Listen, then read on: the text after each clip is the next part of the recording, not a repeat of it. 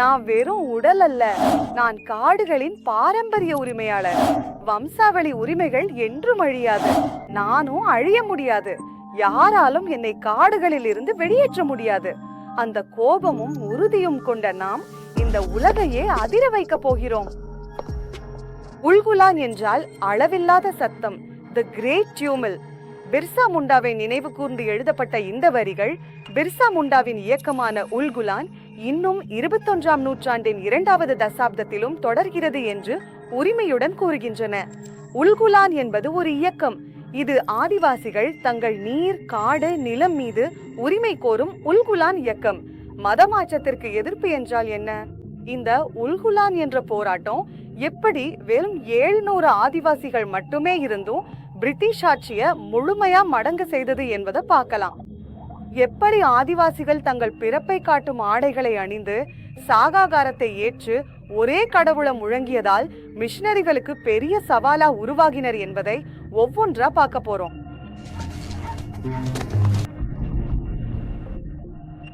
வணக்கம் ஜி, நான் ஹர்ப்ரீத் கௌர். இது நவம்பர் 1897ல நடந்தது. ஒரு ஆதிவாசி சிறுவன் முழு 2 வருடங்கள் 12 நாட்கள் சிறையில் கழித்த பிறகு விடுவிக்கப்பட்டான். அவனுடன் இன்னும் 2 நண்பர்கள் இருந்தனர். ஒருவர் டோங்கா முண்டா, மற்றவர் மஜியா முண்டா.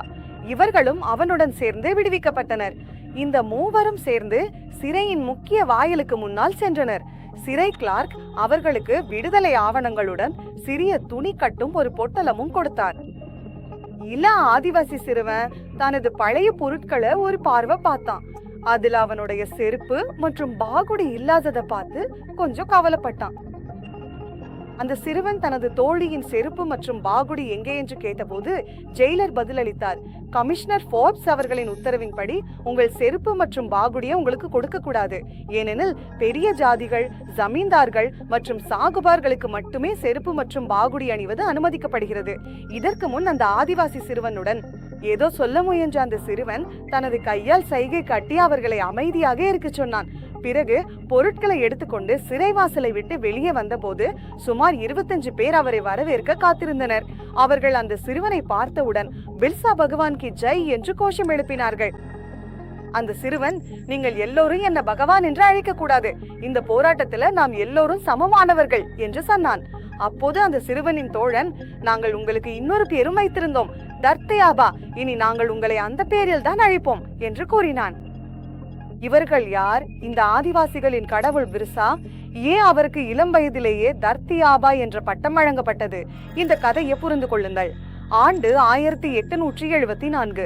அப்போது பெங்கால் பிரசிடென்சி இருந்தது. அந்த பிரசிடென்சியில் ஒரு இடம் உலிகாது என்று இருந்தது.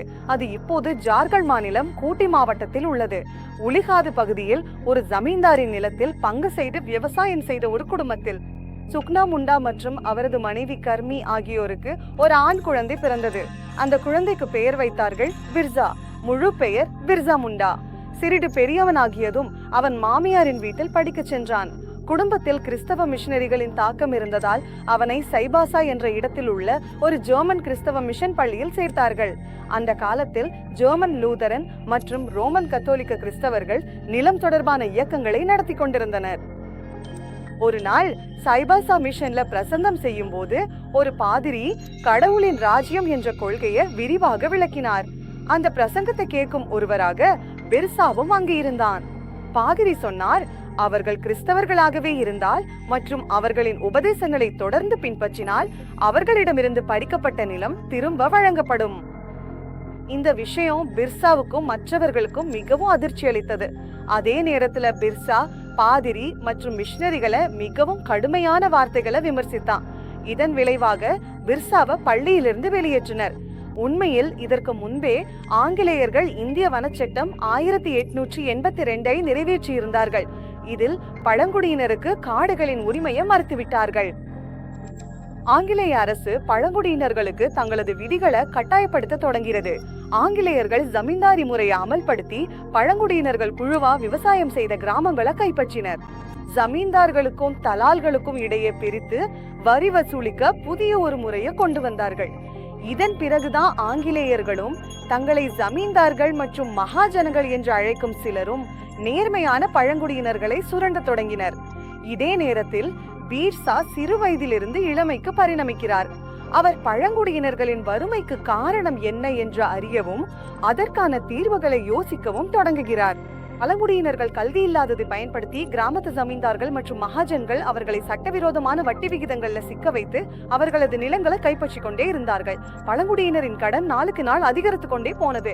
மகாஜன்களும் அதையே விரும்பினார்கள். பழங்குடியினரின் கடன் அதிகரித்து அவர்கள் நிலத்தின் பட்டாவை தங்களுக்காக எழுதி கொள்ள வேண்டும் என்று பார்த்தார்கள். பிறகு பழங்குடியினர்கள் தங்களது நிலத்தில் வேலை செய்ய வேண்டும், பல்லக்கை தூக்க வேண்டும், அவர்களது அறிவில்லாத பிள்ளைகள் நிலத்தில் இலவசமாக காவல் பணியும் செய்ய வேண்டும். அப்படிதான் நடந்தது. பழங்குடியினர்கள் தங்களது சொந்த நிலத்துல அடிமையாகி விட்டார்கள்.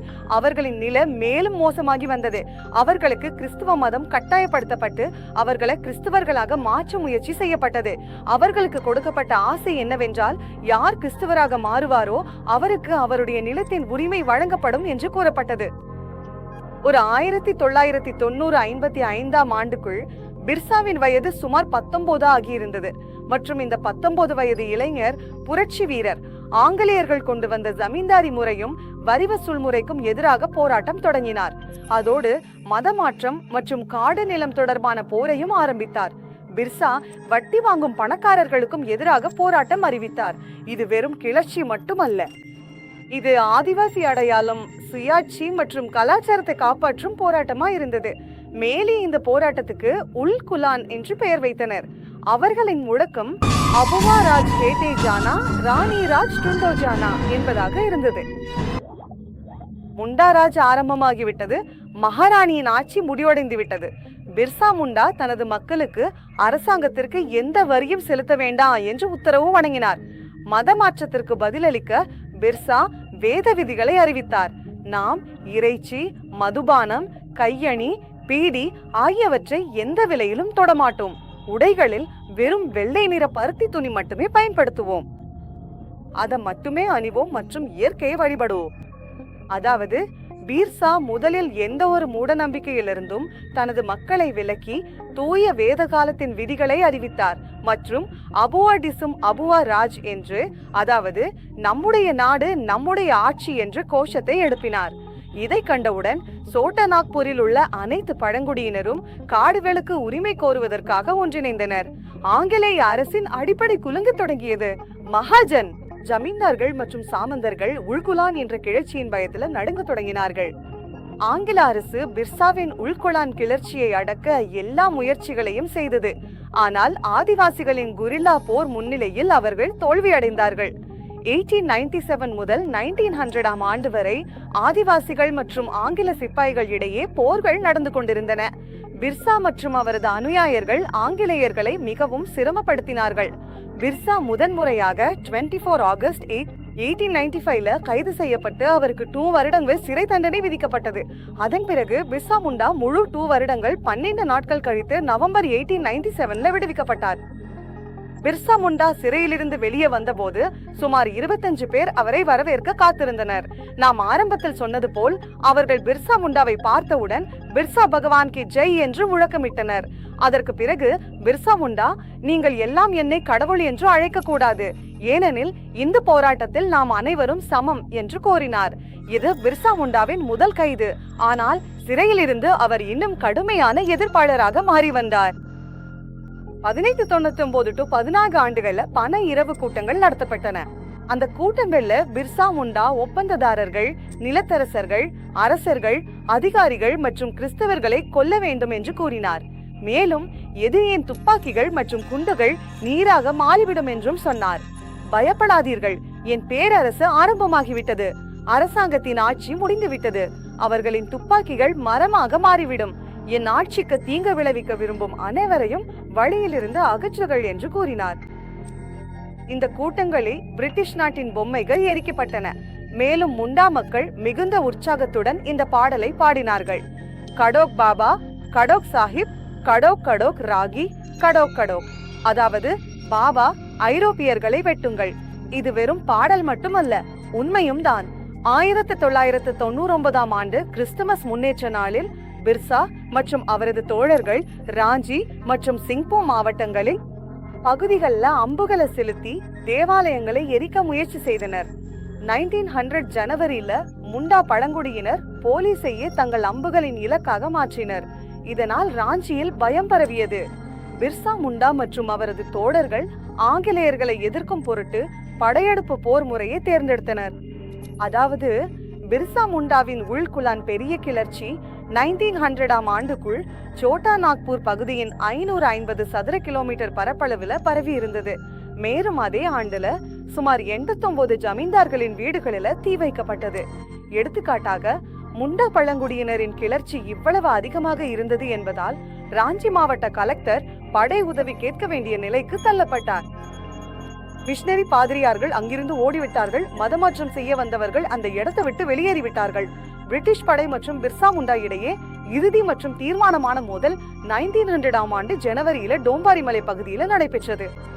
இந்த மலைப்பகுதியில பிர்சா முண்டா ஒரு பொதுக்கூட்டத்துல பேசிக் கொண்டிருந்த போது அங்கே ஆங்கிலேய சிப்பாய்கள் தாக்குதல் நடத்தினார்கள். சுமார் 6000 முண்டா மக்கள் வில்லும் வாளும் கோடாரியும் மற்றும் பிற ஆயுதங்களும் எடுத்துக்கொண்டு பிர்சாவுடன் சேர்ந்தனர். ஏனெனில் ஆங்கிலேயர்களிடம் துப்பாக்கியும் பீரங்கியும் இருந்தது. இதனால் 400 முண்டா மக்கள் கொல்லப்பட்டனர். ஆனால் பிர்சாவை பிடிக்க முடியவில்லை. அந்த நேரத்தில் ஆங்கிலேய அரசு பிர்சா மீது ரூபாய் 500 பரிசு அறிவித்திருந்தது. அந்த காலத்துல அது ஒரு பெரிய தொகையாக இருந்தது. ரூபாய் 500 பரிசு அறிவிக்கப்பட்ட பிறகு அருகிலுள்ள மன்மாரு மற்றும் ஜரிகல் கிராமங்களிலிருந்து மக்கள் பிர்சா முண்டாவை தேட ஆரம்பித்தனர் என்று கூறப்படுகிறது. பிப்ரவரி 3ஆம் தேதி இந்த மக்கள் செத்ராவின் மேற்கு காட்டில் தொலைவில் புகை எழுவது பார்த்தனர்.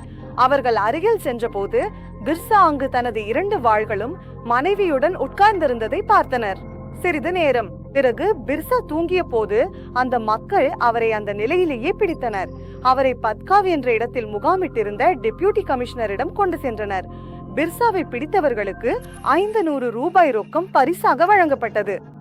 கமிஷனர் உத்தரவிட்டா பிர்சாவை சைபாசாவுக்கு அல்லாம ராஞ்சிக்கு கொண்டு செல்ல வேண்டும் என்று. சிறைக்கு செல்லும் போது பிர்சா மக்களுக்கு ஒரு அழைப்பு விடுத்தார். அது இன்றும் முண்டாரி நாட்டுப்புற பாடல்களில் பாடப்படுகிறது.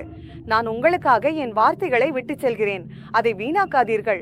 உங்கள் வீடு அல்லது முற்றத்தில் அதை பாதுகாத்து வையுங்கள். நான் சொன்னது ஒருபோதும் மறையாது. உல்குலால் உல்குலால். இந்த வார்த்தைகளை அழிக்க முடியாது. அவை தொடர்ந்து வளர்ந்து கொண்டே இருக்கும். மழைக்காலத்தில் வளரும் புல் போல நீங்களும் வளர்வீர்கள். ஒருபோதும் தைரியம் இழக்காதீடாய். உல்குலான் படரோ. சிறையில் பீர்சாவை தனிமையில வைத்தனர். 3 மாதங்கள் அவருக்கு யாரையும் சந்திக்க அனுமதி இல்ல. தினமும் 1 மணி நேரம் மட்டும் அவரை சூரிய ஒளி பெறுவதற்காக தனது அறையிலிருந்து வெளியே அனுப்புவார்கள். ஒரு நாள் பீர்சா தூங்கிக் கொண்டு எழுந்தபோது அவருக்கு கடும் காய்ச்சலும் உடல் முழுவதும் பயங்கரமான வலியும் இருந்தது. அவருடைய தொண்டை மிகவும் மோசமாக இருந்ததால் ஒரு சொட்டு தண்ணீர் குடிப்பதும் அவருக்கு முடியவில்லை. கொஞ்ச நாட்கள்ல அவருக்கு ரத்தம் கக்க ஆரம்பிச்சுன்னு. நுரைந்தோர் ஆம் ஆண்டு ஜூன் 9ஆம் தேதி காலை 9 மணிக்கு பீர்சா உயிரவிட்டார். டாக்டர் அழைத்தனர். அவர் முண்டாவின் நரம்ப பார்த்தார். அது ஏற்கனவே நின்றுவிட்டது. பீர்சா முண்டா இறந்து விட்டார் அல்ல, ஆனா ஆதிவாசி முண்டாக்களின் கடவுள் இறந்து விட்டார். சொல்வார்கள், பீர்சா முண்டா இறந்தாலும் ஒரு சிந்தனை திறந்து விட்டது. அதாவது தோல்வியால் போராட்டம் முடிவடையாது, அது தொடர்ந்து கொண்டே இருக்கும். ஏனெனில் மனிதன் தொடர்கிறான், நாமும் தொடர்கிறோம். பீர்சா முண்டாவுக்கு ஆரிய சமாஜ் 100 வணக்கங்கள்.